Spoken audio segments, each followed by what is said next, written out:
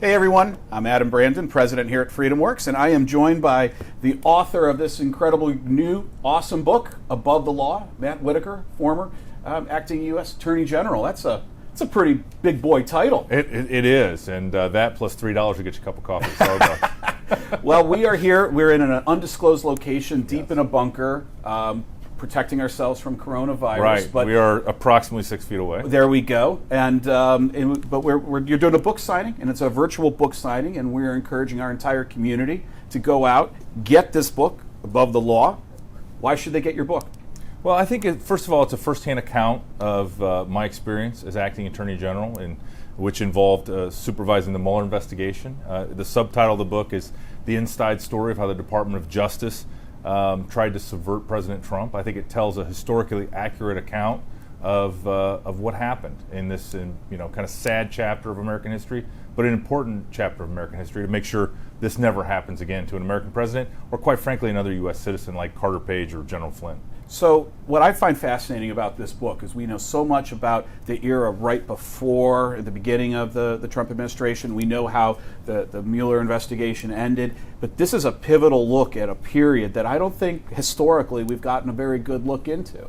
Well, one of the reasons is we didn't leak. We didn't talk about it. We didn't shape the narrative. And so this is the first chance, I think, that people are going to get an insider view as to sort of how regular order was restored at the Department of Justice and how what Bill Barr is continuing today, what the foundation was set during my time as acting Attorney General. So we're going to start with some book signings here. Yep. And I'll let you know, I would actually personally like to request the first book. Okay. To Ed Brandon, my father. Okay. He will be impressed with your book. My mother, not so much. But we're a typical Ohio family, all right? So I've got a list of questions here. Many of these questions have come in from our FreedomWorks community. And so first, you played football, correct? I did. I played for the University of Iowa Hawkeyes from '88 to 1992. For what position? For Coach Hayden Fry, who's a Hall of Fame coach. I was a tight end. I've heard that is the toughest position, most physical position on the field. It's certainly the best athletes on the field. There's absolutely, no doubt about that. Absolutely. So let's ask you a football question. And obviously, I'm an Ohio boy. We've got a Michigan Stater around the corner here. So we might be a little biased. SEC or Big Ten? I think the Big Ten is top to bottom the premier football conference in America. I think the SEC obviously has Alabama in it, and that is one of the top teams. But I think pound for pound, the Big Ten is the most competitive and strongest conference, and they prove that every year in the bowl games that they win. And you were absolutely right in that answer. Well, 100% accurate. Now, we're not going to talk about who the best team in the Big Ten is. Well, we can leave that one to a debate. I think you can tell by the cover. You can tell by the cover of my book. I think who I cheer for, and it's not the Purdue Boilermakers. So tell me, what's a cause that's near and dear to your heart? Yeah, there's been a couple causes that I've supported lately, and two of which I've supported out of some of the proceeds of this book. One is Sarah Huckabee Sanders just announced her Arkansas 30-day fund. And so I donated to that. She's a good friend from the administration. And former press secretary? Yeah, former press secretary. I really admire what she's doing in Arkansas for the people of Arkansas. And then, one of the other, the police and first responders are near and dear to my heart. So there's a charity called the Concern of Police Survivors, COPS, and that's some of the proceeds of this book are going to go to that as well, because I really, I want to, when I was Attorney General, I always made sure that we backed the men and women in blue. Right. It was one of the 3 executive orders that the president sent to the Department of Justice at the beginning of the administration. And everywhere I went, when I was able to interact with local police and sheriff's deputies, I would tell them that we had their back and they had our thanks. And I think one of the things we accomplished was supporting law enforcement, unlike the previous administration. So what made you want to go to law school in the first place?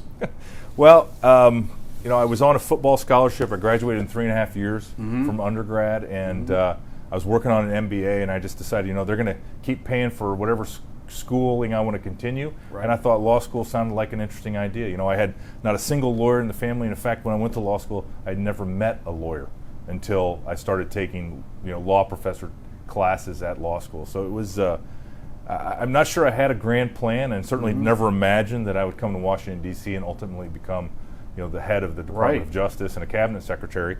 But that being said, it's it's all part of God's plan. And I was going to ask, what was that transition briefly from when you were done playing football and you exchanged a playbook for a torts book? How did that transition go? Well, so my first year of law school was my last year of playing football, and that was did both at the same time? That was a very difficult year. I was told at the time that I was the first person that had done it since the legendary Niall Kinnock in 1939, who was a World War II hero and won the Heisman Trophy at the University of Iowa.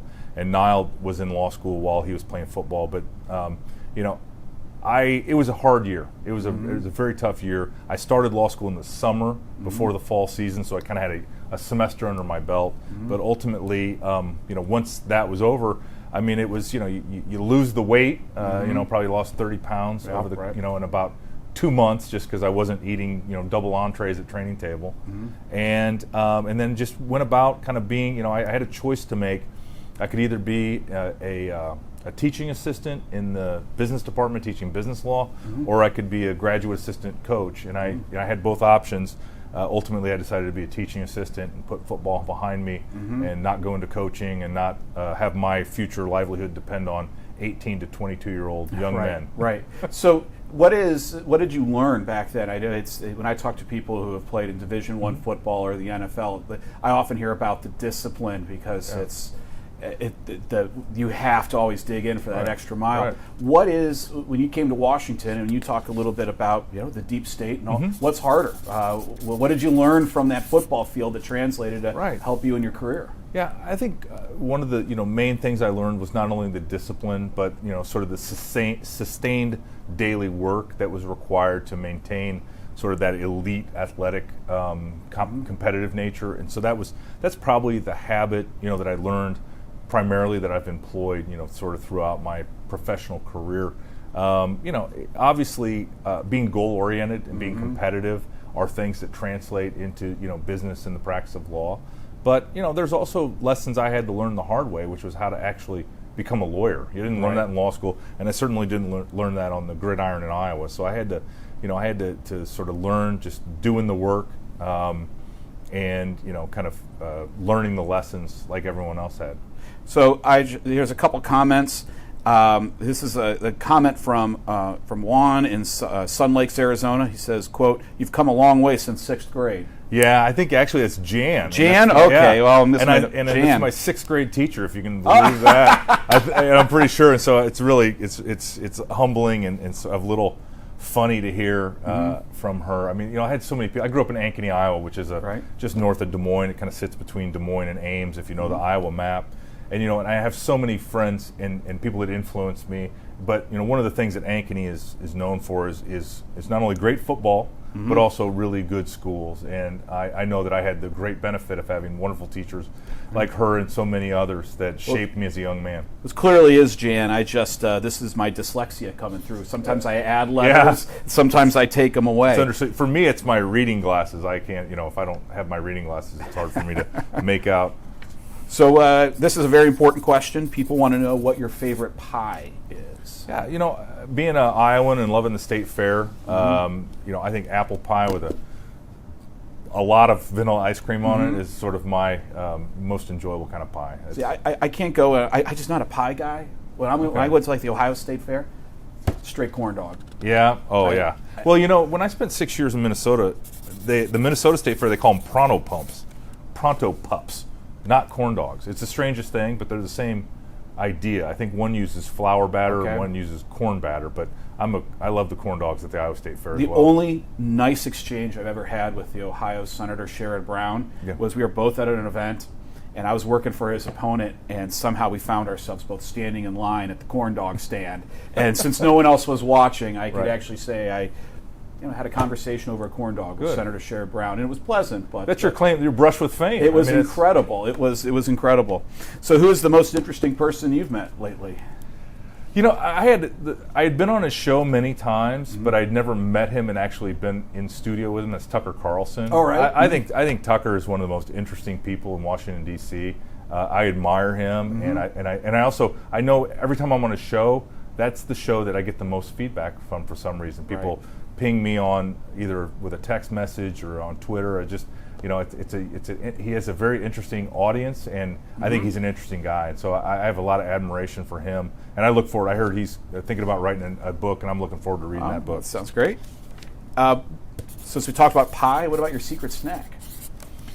Oh boy, these are great questions, and I am. We only ask the most difficult questions here at Freedom Works. You don't get to be my size without having a few snacks. But I love gummy bears. It's like if I'm in the airport and I'm in getting a newspaper or magazine for a trip, I always end up with a package of the trolley gummy bears.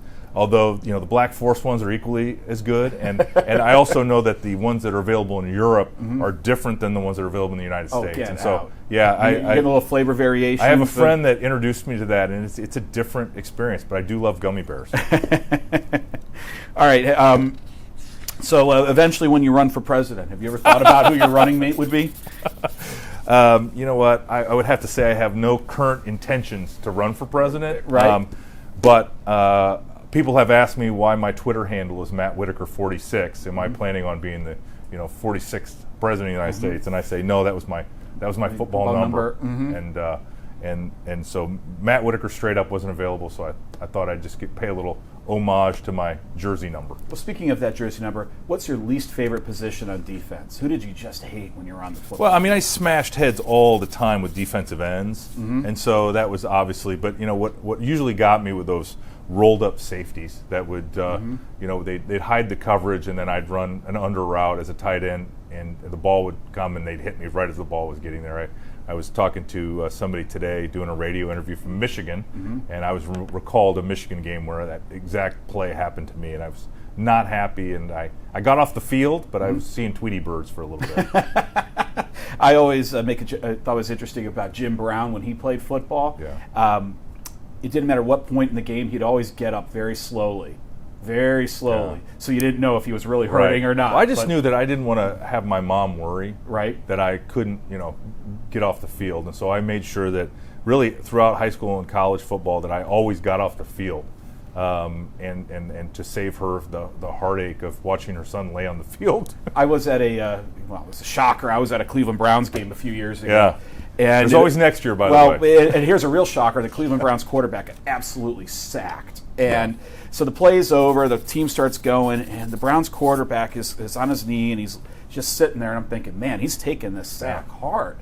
And the ref comes up, taps him on the behind, and points to the Browns sideline, and he just runs over. He didn't know where to go. This is before all the protocols and all of that. I'm telling you, the NFL is brutal. From that standpoint, it's those are grown men that are bigger and faster than everybody, and the physics of the game is. And they're fighting to put food on the table and raise a family. Right. So, you went through. Let's go back to some of your time as the AG. Yeah. You went through some fights there. Knowing what you know now, would you recommend a career in public service to young folks? Yeah, and this is one of the themes that I strike in the book is how we need to have sort of a renewal and a renaissance in government and have regular people from walks of life that are qualified to do these jobs from all over America, not just coastal elites that come to Washington and get comfortable in the swamp. We need people that are true patriots, that are willing to serve their country, but also return to their communities and contribute back in the private sector. So it's a theme that I strike in this book. I would encourage folks. You look at what happened to Kavanaugh, which was a shameful chapter in American history. You look at what's happened to other, people that have raised their hand for public service. Look at what happens to, quite frankly, President Trump from time to time. And I just think, really, we need to encourage people to continue to, if they're interested, to participate in whatever way they can, whether that's running for their local school board or whether that's coming to Washington, D.C. and becoming acting attorney general. And all things in between. So I notice a lot of different personalities in this town, and the ones that I get along with best are people like you who fall into the happy warrior category. You love your policies, you love what you believe in, but I don't think I've ever seen you take anything personally or be like truly out of your mind angry at someone. No, how do you kind of keep that peace about yourself? Well, so I practice meditation. I just even if I don't have time, I'll take just a couple deep breaths, and if I have a longer time, then I'll do probably a guided meditation through an app, or just kind of, I've done it so much. But I just find that centeredness and that quiet moment to calm my mind and bring my heart rate down is always. It's always a highlight of the day, and it's always something I try to do on a daily practice. Wow, that's and I know we talked about it once. You're also a fan of Stoic philosophy. I am. That's something that I like to read, and when I get a chance, especially after I read what people tweet about me. Well, I really think that Twitter is not real life, and I remind myself that almost on a daily basis. So. Right.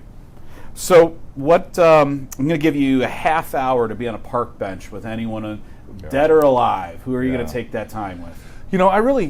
I think Marcus Aurelius or right. Epictetus would be two people that I think would be very interesting. Abraham Lincoln is a personal hero of mine.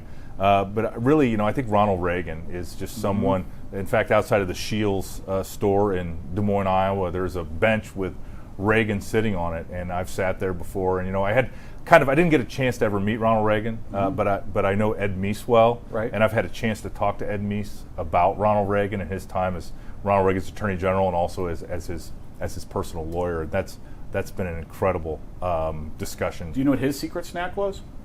Jelly beans. Jelly beans, Yeah. That's right. Pretty close to gummy bears. They are. They're different, though. They're different, but they are similar. I hear this one's going to be a little deep. Do you know what Abraham Lincoln's secret snack was?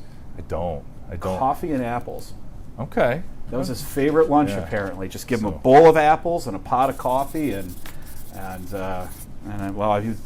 he had a miserable job, that's for sure. One of the reasons that I don't live in New Orleans is because beignets and chicory coffee are like my favorite thing at Cafe Du Monde. So I go there every once in a while, but not too often, because boy, those would do damage, those donuts.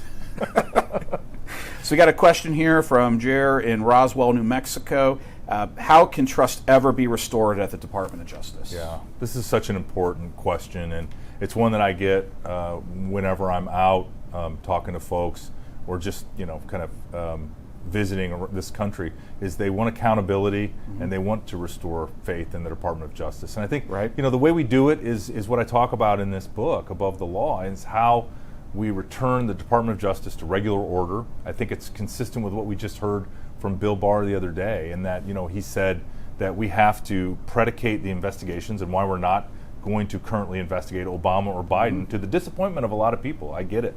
But is because there's currently no evidence to support an investigation. And that's what happened to Michael Flynn. There was no evidence to support an investigation, and there was no current ongoing investigation, yet they interviewed him, created this trap that he, and then there was no materiality to what he said to any ongoing investigation. And that's not regular order at the Department of Justice. And that's, there's folks on my book, Comey, McCabe, Strzok, and others brought that culture where the ends justified the means, and we just can't do that. We have to follow regular order, and we have to do things the right way for the right reason. And that's what I started, and what I think Bill Barr has continued. What scares me to death is I knew a lot of people who were low level in the Trump campaign, schedulers and assistants to the assistant of an assistant. And next thing you know, they're wrapped up with government lawyers and $50,000 in legal debt, and that is going to permanently harm their life. I know people who've had to take mortgages out, money out of savings for nothing, and there was just these government lawyers sitting there knowing that the longer they sit, the longer they can run the meter, the more pressure they can put on you. And that is terrifying as a citizen. Yeah, and one of the kind of the ideas that I explore in this book is how really all along the way the Mueller investigation never had any evidence of a connection, a criminal connection, or collusion was commonly used between the Trump campaign, anybody on it, and the Russian government. And yet what it became was essentially an obstruction of justice trap, not only for the president, but for people like me. If we were going to put our thumbs on the scale or fire Mueller or do anything that they felt was obstruction, they were going to pursue that. And it just drug on and on and on. And I think that's, again, that's another, these things need to be done efficiently, and especially when there's no evidence. You can't continue these things until you find new charges. And how do we make sure this doesn't happen again? Yeah, well, I mean, again, I think it's restoring regular order at the Department of Justice. I think it is making sure that everyone is following the rules. You know, I know that, you know, this recent disclosure of Susan Rice's email, where 3 times she says this investigation is going to be done by the book, and Obama says by the book, and Comey says by the book, and I don't know what book they're reading because, you know, quite frankly, the Justice Manual is the book that guides these things, and it has always been that you would work through the White House counsel's office to interview a senior government official. And so, you know, for me, I think that, you know, that's a red herring, what Susan Rice says, and I think actually it's quite the opposite if you look at what they did and their behaviors in that investigation. So in your book, there's a lighthearted comment here from Dick Cheney, and he asked you, quote, "Are you having fun yet?" Yeah. Can you talk about that a little bit? I remember that. It was during, right before George Herbert Walker Bush's funeral. I was at the National Cathedral in Washington, D.C., and you know, I was sort of standing there with the rest of the cabinet in our seats, about ready to sit down, and Cheney was getting there, and he was just sort of facing the direction sort of towards the back of the room, and we made eye contact. I'd met him several times during my tenure as U.S. Attorney in the Bush administration, and he just said, you know, he just kind of got this twinkle in his eye and kind of, you know, the Dick Cheney grin, and said, "Are you having fun yet?" And you know, it was less than a month into my tenure as Attorney General, and it was a heady time, and you know, I'm not sure what the attack of the day was, but there were many, and I just thought, yeah, I am enjoying this, and it is an honor of a lifetime, but it's, you know, it was a heavy weight at that moment in time. So walk me through a typical day when you were at the Attorney General. Like, you would wake up, would you check Twitter, Facebook, read a paper? No. What would you do? What would you do? Well, so the first thing I did is I went to the FBI, usually before the sun came up, and they have a gym, and I would work out at the FBI. I'd either do cardio or weight training. I then would, you know, sort of get ready for the day, and I would typically read at least 4 papers. I would, you know, look at the Washington Post, New York Times, dismiss whatever they had to say, look at the Washington Times, and then also the Wall Street Journal, and then I would read that's about the time that I would get the clips from all around the country of all the Department of Justice and its components, stories, plus the national political news. And so I'd read the clips, make sure I kind of knew what was going on, what was driving the news. You know, subscribe obviously to the same daily emails that everybody else gets here in Washington, D.C. And then, you know, I would go about, usually we'd have an 8:20 in the morning senior meeting with the deputy and others, key leadership positions. And then sort of the day would begin. Sometimes we would travel, although during my tenure was the longest, long shutdown of 35 days, which was very difficult to do anything. And the work kind of slowed to only essential work, which wasn't a lot. It's kind of, you know, different essential work than what we're experiencing now, but, you know, substantially similar. So, you know, most days would begin with a workout, and then we'd just, you know, full tilt boogie until, you know, after dinner time, and then go to bed and get up and do it all over again. Yep. I don't think people realize how intensive a life that what you were doing really is. And whenever I speak to like a high school or a college group, one thing I mention, one thing is very common about people who are successful in this town: they read so much. Yeah. So, yeah, and I'll just say that's a good plug for, well, this is a good thing to read next, folks. So, Above the Law.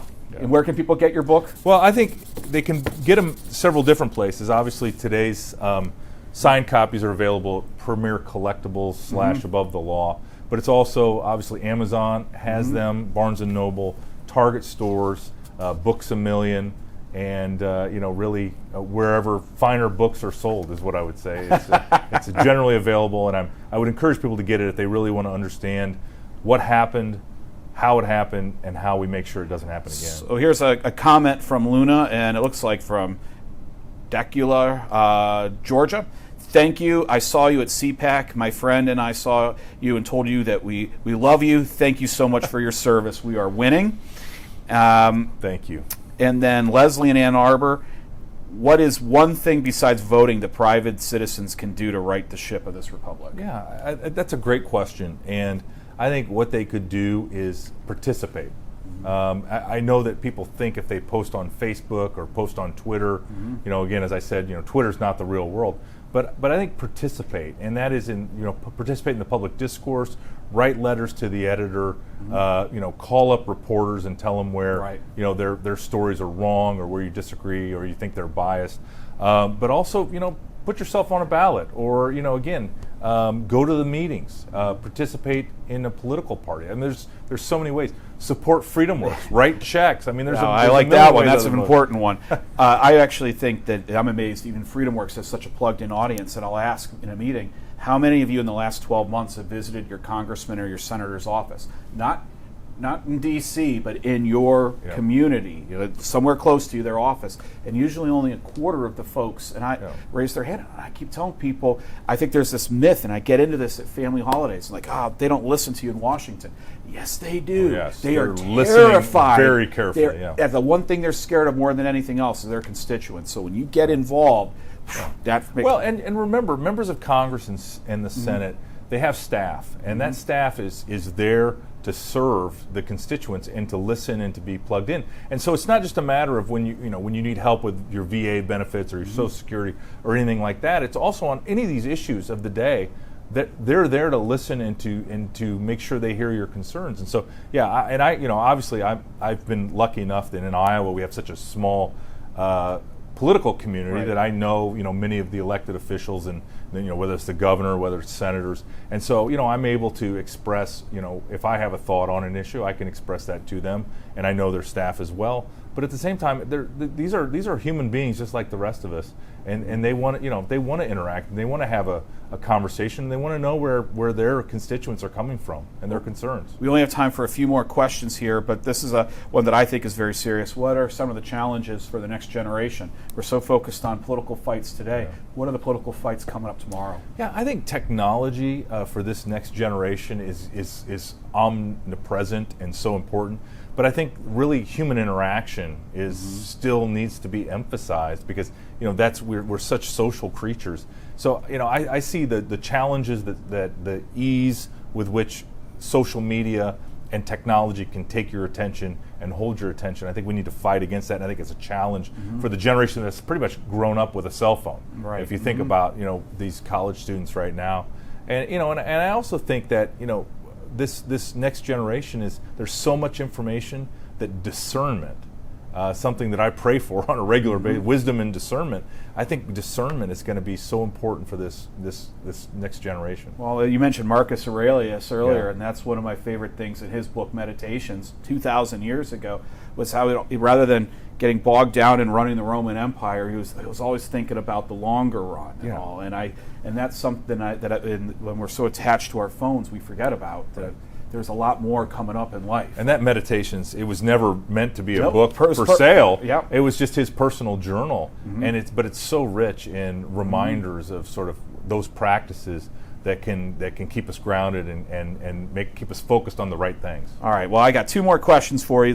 First to last one is you did a lot at the Department of Justice, but everything got overshadowed by the Mueller investigation. What were some of the other things you're so proud of what you were able to accomplish during your time?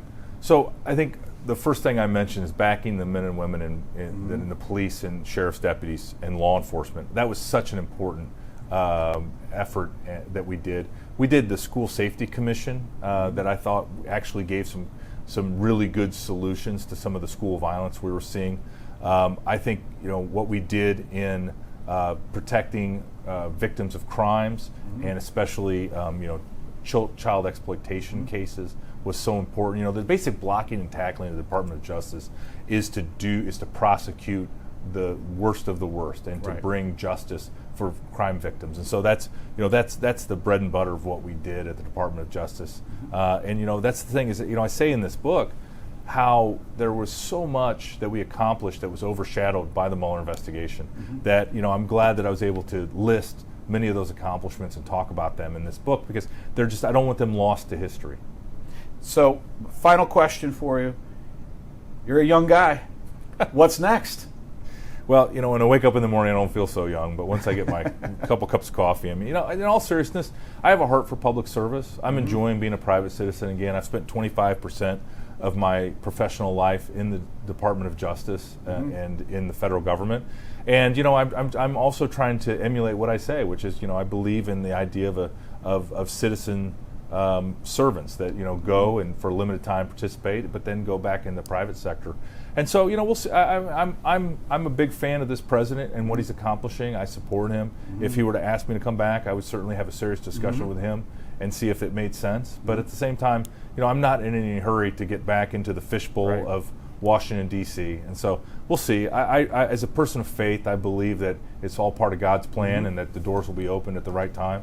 I certainly appreciate Freedom Works, and I know our partnership on various projects. We're having some fun. We are having fun, and I know this is going to be a long-term relationship, and I have such an admiration for you and your team. Thank you very much. And I'm really appreciative of you hosting this live signing, and I encourage everybody that's watching this today to go out and get a copy of this book and connect with us on connect with Freedom Works and connect with me on social media. I got one more question. So, Above the Law, it's out now. If there's one takeaway you want people to have after they read this book, what would it be? Well, I think it's a hopeful book. I think at the end, it's a very shameful period of time at the Department of Justice by a few bad actors that led the department down a path that I think wasn't justified based on the facts and the law. And so, but it's hopeful. It's a restorative. It's the fact that we can return the Department of Justice and really the federal government back to its rightful place, limited in scope, but effective in the areas that's critically necessary under our constitutional republic. Well, look, on behalf of Freedom Works and on behalf of guys from the Midwest who share a similar barber and have 20-inch necks, I appreciate you taking the time. Mine's only 19 and a half. Oh, well, you're a little skinnier than I am. I'm going to get to 19 and a half one of these days. But we so appreciate your time, and congratulations on the book, and good luck to you. Yeah, thank you, Adam. I appreciate it. Take care. And thanks, everyone.